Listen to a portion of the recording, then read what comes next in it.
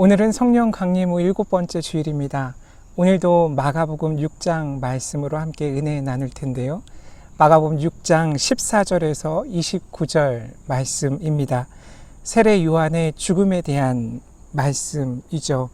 작년 10월 둘째 주에 이 자리에서 말씀 나누고 올해 들어서는 처음으로 이렇게 자연에서 하나님의 말씀을 전하게 되네요.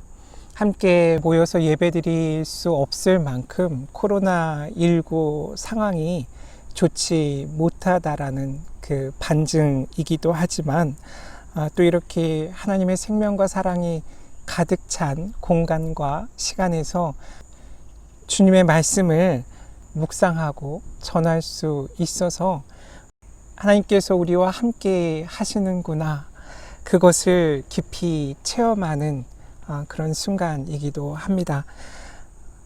성서에 이름이 정확히 나와 있지 않지만 가장 유명한 여성이 있죠. 오늘 말씀, 그리고 마태복음 14장 6절에 등장하는 헤로디아의 딸입니다. 보통 그녀를 유대 역사가 요세푸스의 기록에 따라 살로메라고 부르죠. 의심하는 도마라는 작품 기억하시나요? 카라바조라는 화가가 그린 작품인데 16세기 말부터 17세기 초에 왕성하게 활동했던 이탈리아 화가입니다. 초기 바로크의 대표적인 화가이죠. 빛과 그림자의 대비를 잘 표현해서 유명한 화가이기도 합니다. 그가 1607년에서 10년 사이에 살로메와 관련된 세례 요한의 참수를 주제로 3개의 작품을 그렸습니다. 하나는 런던 내셔널 갤러리에 있고, 다른 하나는 이탈리아 옆이죠. 몰타섬. 그 몰타섬의 중심지인 발레타라는 곳에 있는 성 요한 대성당에 있어요.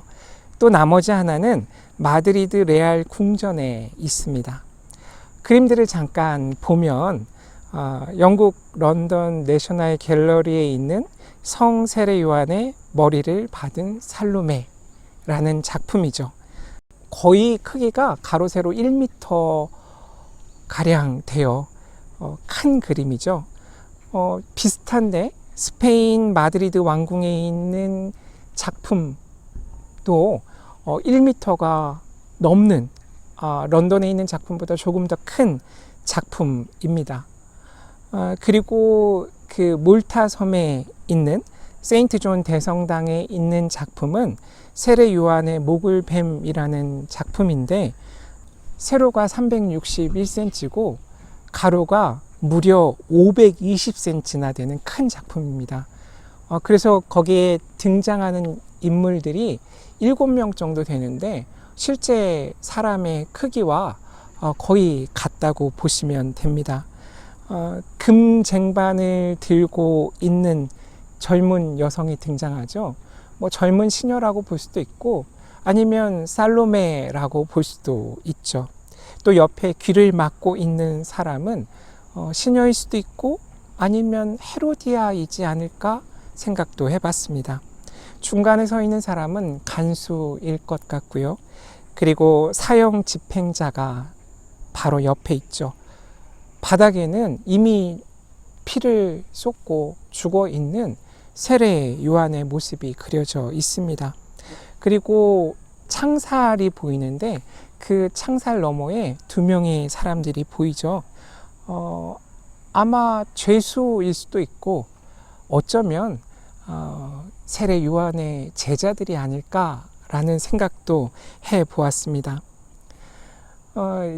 모두들 세례 요한을 바라보고 있고 우리도 그 작품에서 세례 요한을 보게 되죠. 그리고 이런 명화들 말고 유명한 희곡도 있어요. 아일랜드의 극작가인 오스카 와일드라는 분이 살로메라는 희극을 썼어요. 오스카 와일드의 살로메는 오늘 말씀을 극화한 거죠. 프랑스어로 되어 있고 1막밖에 되지 않는 1막짜리 비극입니다. 오늘 말씀에 나온 내용, 특히 레위기 20장 21절, 신명기 25장 5절에서 10절, 레비레이트 혼례 규례가 나와요. 남편이 사망한 후에 그 아내는 남편의 형제 가운데 한 사람과 재혼할 수 있다라는 혼인 형태가 레비레이트거든요. 그 죽은 형제의 이름을 잊게 하는 거죠. 그래서 그 이름이 이스라엘 중에서 끊어지지 않게 하는 목적을 가진 규례가 바로 이 혼인법인데, 이 레비레이트 혼 규례를 어겼다고 세례 요한이 그들을 비판했기 때문에 이런 일들이 일어났다는 오늘 성서의 본문 내용과 동일한 이야기들이 전개됩니다. 오늘 말씀과 오스카 와일드의 작품이 다른 점은 오늘 말씀의 헤로디아의 딸은 어머니의 지시를 받고 세례 요한의 목을 요구하는 수동적인 인물로 그려져 있잖아요. 그런데 오스카 와일드의 작품 속에서는 살로메가 세례 요한에게 반해서 그의 입술을 차지하기 위해 스스로의 의지를 갖고 헤롯 왕을 유혹하는 그런 숙명의 여인, 다른 말로 팜파탈이라고 이야기하죠. 그렇게 팜파탈로 묘사되어 있다라는 점이 다른 점입니다. 또 이러한 오스카 와일드의 희곡에 영감을 얻어서 리하르트 슈트라우스라는 독일의 작곡가가 살로메라는 오페라를 만듭니다. 살로메가 죽은 세례 요한에게 입맞추는 장면이 그 오페라에 그려져요. 그냥 죽어 있는 게 아니죠. 그 접시 위에 세례 요한의 얼굴이 있는 거죠. 그 접시에 세례 요한의 얼굴에 입맞추는 살로메의 광경, 그 광경을 보고 헤롯이 그녀도 처형하라고 명령하는 내용이 이 오페라에 등장합니다. 이 오페라가 1905년에 초연됐는데 큰 논란을 일으켰다고 해요. 또 이런 오스카 와일드나 또 슈트라우스의 오페라의 영향을 받아서 많은 작품들이 그 뒤로 태동됐고 특히 영화들이 많이 만들어졌더라고요. 희곡, 소설, 시, 여러 장르의 그런 예술 작품들이 이 살로메 그리고 세례 요한의 그 이야기를 모티브로 해서 탄생되었습니다. 마가복음 15장 40절 41절을 보면 그 예수님의 여성 제자들 중 한 명의 이름이 살로메인 것을 우리가 확인할 수 있죠. 그렇다면 이 살로메라는 이름 자체는 그 당시에 그렇게 희귀한 이름이 아닐 수도 있겠다라는 생각도 더불어 해봤습니다. 다시 본문의 세례 요한에 집중해 보면요, 마가복음에서 지금까지 살펴본 세례 요한은 1장 초반에 등장하죠. 1장 4절에서 6절 그가 어떻게 사역했는지 설명하고 있잖아요. 오늘 말씀에서는 그의 죽음에 대해 이야기하고 있죠. 그의 사역에 대한 분량에 비하면 오늘 그의 죽음에 대한 분량은 거의 4배에 해당되는 그런 긴 이야기이죠. 세례 요한의 죽음, 그가 죽게 되는 과정이 그만큼 마가에게는 중요했다라는 것을 우리가 알 수 있어요. 세례 요한의 죽음과 예수 그리스도의 삶과 죽음, 그 사이의 관계가 밀접하다라는 것을 마가는 우리에게 이야기하고자 하는 것 같아요. 앞서 여러 작품들을 소개하면서 말씀드린 것과 같이 마가에 의하면 세례 요한의 죽음의 원인은 헤롯 안티파스의 부인인 헤로디아의 원한 때문이라고 그려져 있죠. 사실 오늘 말씀에 등장 인물들 사이의 구체적인 관계, 어떤 그 일이 벌어지는 장소, 또 세례 요한이 왜 죽었는지에 대한 이유 등에 대한 확실한 그 내용을 말하긴 좀 어렵습니다. 특히 장소에 대한 예를 먼저 이야기하면 마가복음에서는 이 일이 어디에서 일어난 사건인지에 대해 구체적으로 언급하고 있지 않아요. 이 또한 살로메라는 그 헤로디아의 딸의 이름처럼 요세푸스의 역사 기술과 연결시켜서 그 장소를 떠올리곤 합니다. 사해바다 동쪽 해발 700m 정도 높은 곳에 자리 잡고 있는 요새이고 궁전이었던 마케루스에서 오늘 사건이 일어난 것이라고 생각하고 있어요. 헤롯 안티파스가 지배하던 지역이 베레아였고 이 마케루스가 베레아에 속해 있었기 때문에 헤롯 안티파스가 세례 요한을 마케루스 성에 가두고 또 그곳에서 처형했다고 하는 그 말이 이상하지 않게 들릴 수 있는 거죠.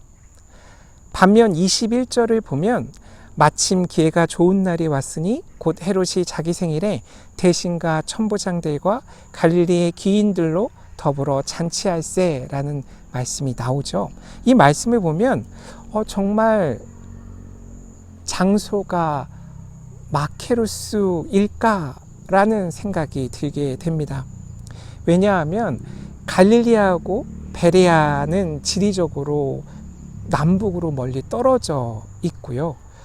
물론 갈릴리에서 생일잔치에 참여하기 위해서 축하객들이 마케루스까지 갔다면 가능한 일이죠. 그러나 지금의 마케루스라는 그 지역을 보면 과연 이러한 일이 일어날 수 있는 곳이었을까? 너무 척박한 곳이 아닐까라는 생각이 들기도 해요. 오히려 헤롯 안티파스가 건설한 다른 도시 중에 티베리아스라고 불리는 그 갈릴리 호반을 끼고 있는 그 도시가 더 적합하지 않을까라는 생각도 해볼 수 있죠. 이렇게 장소뿐만 아니라 요세푸스의 기록에 의하면 세례 요한의 죽음과 헤롯 안티파스와 헤로디아의 부적절한 관계는 크게 연관이 없다고 우리가 찾아볼 수 있어요. 헤로디아가 세례 요한의 죽음에 관여했다는 다른 기록도 찾기 어렵거든요. 그리고 살로메가 오늘 말씀처럼 춤을 추었다라는 것도 사실 알 수 없습니다. 이렇게 요세푸스의 기록에 의하면 세례 요한은 선한 사람이었고 유대인들에게 의로운 사람으로 살도록 권했던 사람이었고요. 서로 정의를 행하고 그리고 하나님께 경건을 행하도록 인도했던 사람이 세례 요한이라고 요세푸스는 전하고 있어요. 그렇게 살도록 세례를 행했던 것이죠. 헤롯은 이런 세례 요한이 많은 사람에게 큰 영향력을 행사하고 있다는 것, 그것에 두려움을 느꼈던 것이고요. 세례 요한이 말만 하면 사람들이 그대로 행했으니까요. 따라서 그 영향력으로 혹시 큰 반란이 일어나지 않을까? 헤롯 안티파스는 걱정했던 것 같아요. 이런 위험 요소를 미리 막아야 했던 것이죠. 이 헤롯 안티파스는 마태복음 2장에 등장하는 헤롯 대왕의 아들 중 하나였고요. 갈릴리와 베레아 지역을 통치하던 분봉왕이었어요. 로마로부터 왕이라는 칭호를 얻길 원했지만 끝내 거부당했던 사람이죠.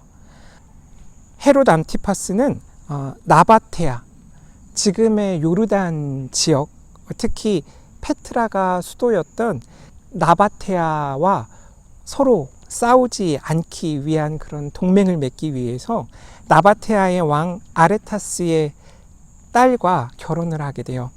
파사 앨리스라는 여인과 결혼했는데 이 헤롯이 헤로디아하고 다시 결혼하는 그 과정 때문에 이 아레타스의 딸과 이혼하게 되죠. 이 일 때문에 전쟁이 일어났고 헤롯이 그 전쟁에서 대패하게 돼요. 이 일이 하나님께서 헤롯 안티파스를 벌하시는 것이라고 그 당시 사람들은 생각했다라는 기록이 남아 있어요. 세례 요한의 죽음을 지켜보던 많은 사람들이 안타까워했다라는 것을 이야기할 수 있죠. 안티파스는 전쟁에 이렇게 패했고 전쟁 비용을 너무 많이 써서 로마로부터 질책을 받고 리옹이라는 곳으로 추방되었다고 하더라고요. 요세푸스가 기록한 그런 유대 고대사에 따르면 안티파스는 요한을 선동죄로 처형한 것이라고 되어 있어요. 결국 정치적인 이유로 세례 요한을 죽였을 가능성이 큰 것이죠. 세례 요한의 민중에 대한 영향력이 그만큼 컸기 때문에 민중 반란에 걱정한 헤롯 안티파스가 그를 죽였다라고 요세푸스는 보고 있는 것이죠. 이런 세례 요한의 죽음의 모든 이야기들, 그 구조가 예수님의 죽음과 닿아 있고 닮아 있다는 것이에요. 세례 요한에게 일어난 일이 예수 그리스도에게도 일어날 수 있다는 것을 마가는 암시하고 있습니다. 워낙 유명한 이야기라서 여러 예들을 들어서 그 배경을 여러분들께 전해드렸는데, 사실 오늘 말씀에서 제 마음에 와 닿았던 부분은 딱 하나예요. 예수님께서 12 제자들을 부르시고 보내시는 그 이야기 다음에 오늘 말씀이 이어지고 있잖아요. 그래서 그 첫 부분 14절에서 16절, 그 헤롯 안티파스의 고백이 저에게는 크게 와 닿았어요. 14절, 이에 예수의 이름이 드러난지라 헤롯 왕이 듣고 이르되 이는 세례 요한이 죽은 자 가운데서 살아났도다. 그러므로 이런 능력이 그 속에서 일어나느니라 하고, 15절, 어떤 이는 그가 엘리야라 하고 또 어떤 이는 그가 선지자니 옛 선지자 중에 하나와 같다 하되, 16절, 헤롯은 듣고 이르되 내가 목벤 요한 그가 살아났다 하더라. 바로 이 부분이 제게 큰 감동이었어요. 14절, 이에 예수의 이름이 드러난지라. 이 말은 헤롯 안티파스는 예수님의 제자들의 사역을 통해 예수님의 이름을 듣게 되었다라는 내용이죠. 지난주에도 말씀드렸지만 예수님의 사역이 제자들의 사역이고 제자들의 사역이 예수님의 사역인 것을 이 짧은 구절을 통해 다시 확인할 수 있었어요. 세례 요한이 죽은 자 가운데서 다시 살아난 사람이 예수 그리스도라고 헤롯은 이야기하고 있는 거죠. 이런 능력이 그 속에서 일어나고 있다고 말하고 있어요. 다시 말하면 예수 그리스도가 죽은 자 가운데서 살아나셨고 예수님의 능력이 제자들 속에서 일어나고 있다는 고백과도 다르지 않다는 것이죠. 결국 지금을 살고 있는 우리들에게서 그 능력이 일어나고 있고 똑같이 일어나야 한다는 음성으로 제게는 들렸어요. 특히 교회에서 그 능력이 일어나고 있고 일어나야 한다라는 것이죠. 그 당시 세상이 어떠한지 그 일면을 보여주는 대표적인 사람, 갈릴리와 베레아 지역을 다스렸던 분봉왕 헤롯 안티파스, 그의 고백이 2021년 지금도 이어지고 있는가라는 것을 오늘 말씀을 통해 다시 살피게 되었습니다. 오늘 말씀은 하나님의 나라, 그 하나님 나라 운동에 어떻게 이어지는가 보여지는 거죠. 하나님 나라 운동이 이어진다라는 그 복음을 우리에게 말하고 있어요. 임마누엘을 이야기하고 있습니다. 세례 요한과 예수님 사이에 이어져 있고 예수님과 제자들이 이어져 있고 우리도 예수님과 이어져 있다는 그 기쁜 소식을 전하고 있는 것이죠. 그렇다면 이렇게 물을 수 있습니다. 오늘 우리가 예수 그리스도의 이름으로 그 능력으로 살아가고 있는가? 우리의 삶을 보고 헤롯 안티파스와 같은 세상은 놀라고 있는가? 우리는 어떤 힘으로 살아가고 있는가? 우리가 우리의 힘으로 살고 있는지 아니면 우리 안에 예수님께서 우리 안에 성령께서 역사하고 계신지 어쩌면 지금의 세상의 소리는 세례 요한은 죽었다. 예수 그리스도는 십자가에서 죽으셨다. 그 능력도 이젠 사라졌다라고 말하는 것 같았어요. 더 이상 교회에서 예수 그리스도의 능력을, 복음을 볼 수 없다고 말하는 소리를 우리가 자주 듣고 있잖아요. 오늘 말씀 20절을 보면 우리 안에, 교회 안에 예수 그리스도의 복음의 능력이 있으면 그 복음이 있을 때 세상은 어떻게 반응하는가? 그것을 깨닫게 됩니다. 역시 헤롯의 고백이에요.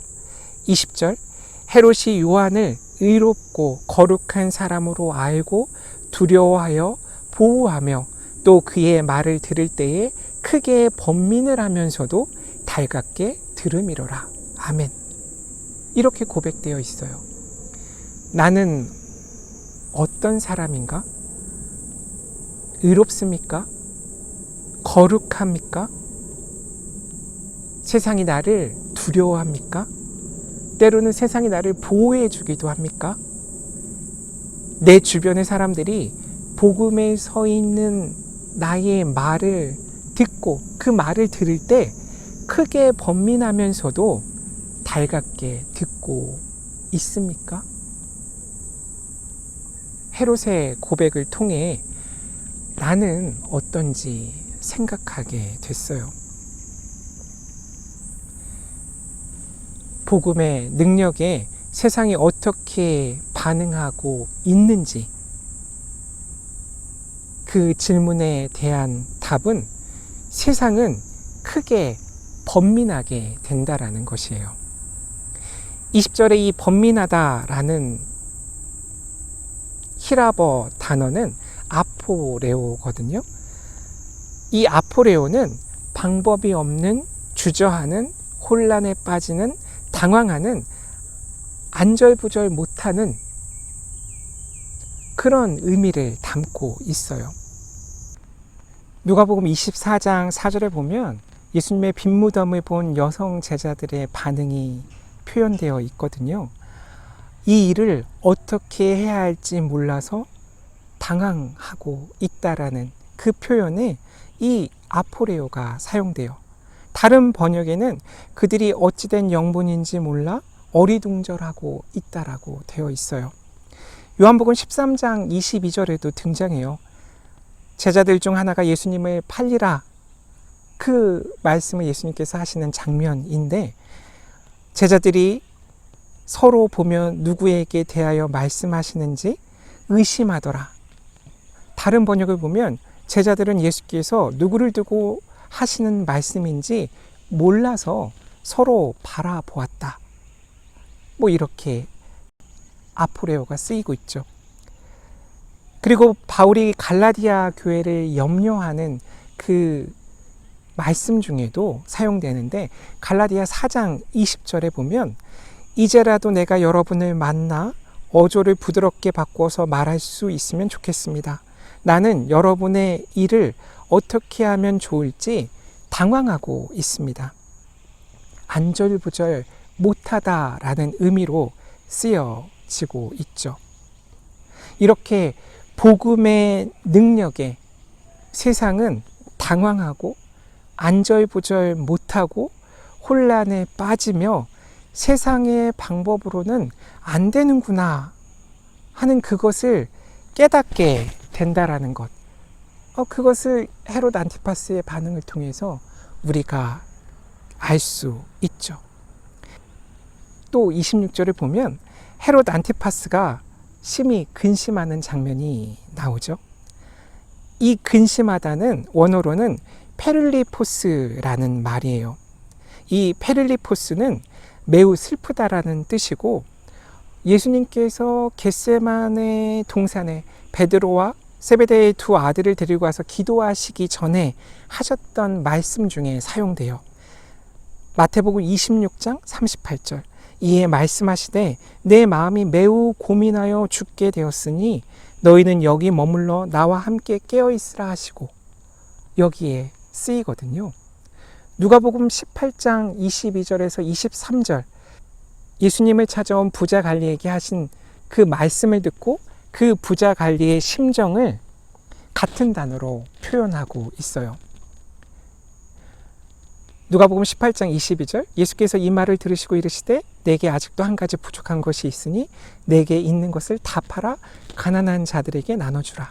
그리하면 하늘에서 내게 보화가 있으리라. 그리고 와서 나를 따르라 하시니, 23절, 그 사람이 큰 부자이므로 이 말씀을 듣고 심히 근심하더라. 무척 마음이 괴로웠다라는 의미죠. 이 26절에 심히 근심하다라는 표현을 통해서도 나는 또 어떠한가 생각하게 되었거든요. 나는 무엇을 중요하게 여기고 있는지, 나의 선택과 결정은 어디에 근거하고 있는지, 말씀인지, 하나님과의 약속을 중요하게 여기는지, 아니면 세상의 규칙인지, 주변의 시선인지, 다른 이들이 보는 시선과 그 평판을 하나님보다 더 중요하게 생각하고 의식하며 살고 있지 않은지, 그것을 스스로 묻게 됐어요. 그런 면에서 세례 요한은 우리에게 좋은 선생님이시죠. 세례 요한을 통해 세상에 침묵할 것인가, 아니면 하나님께 순종할 것인가, 예수 그리스도의 증인으로 사는 삶이 무엇인가, 그를 통해 깨닫게 됩니다. 그는 말뿐 아니라 삶으로 예수님이 가신 길을 예비하고 미리 보여주고 있죠. 그 길이 예수님의 길이고 제자들의 길입니다. 사람과 생명의 증인된 삶을 그가 보여주는 것이죠. 그렇게 사랑과 생명의 증인으로 살면 어떤 일이 일어날 수 있는지 그가 몸소 보여주고 있습니다.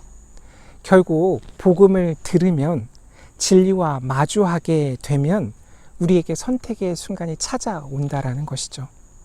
예수님도 선택의 순간에 서셨고, 예수님을 찾아온 부자 관리도 선택의 순간에 설 수밖에 없었고, 오늘 말씀의 헤롯 안티파스도 진리인지 아니면 자신의 명예나 평판인지, 사람과 한 약속인지를 택해야 하는 그 순간을 맞이한 것이죠. 결국 우리도 겟세마네 동산의 예수님처럼 선택해야 한다고 말하는 것이죠. 크게 번민하고 심히 근심하겠지만 예수님을 선택하는 사람들, 그들이 제자라고 오늘 마가는 우리에게 이야기합니다. 29절을 보면 요한의 제자들이 듣고 와서 세례 요한의 시체를 가져다가 장사하는 내용으로 오늘 말씀이 마치고 있죠. 역시 제자들에게 스승의 일이 이어지고 있음을 확인하게 됩니다. 스승은 죽지 않고 그 스승이 말하고 행했던 그 정신은 사라지지 않고 제자들에게 이어지고 제자들에게서 나타나죠. 재현되고 있죠. 진리가 흐르고 복음이 이어지는 순간을 보여줍니다. 우리에게도 그 복음이, 그 진리가 이어져 있습니다.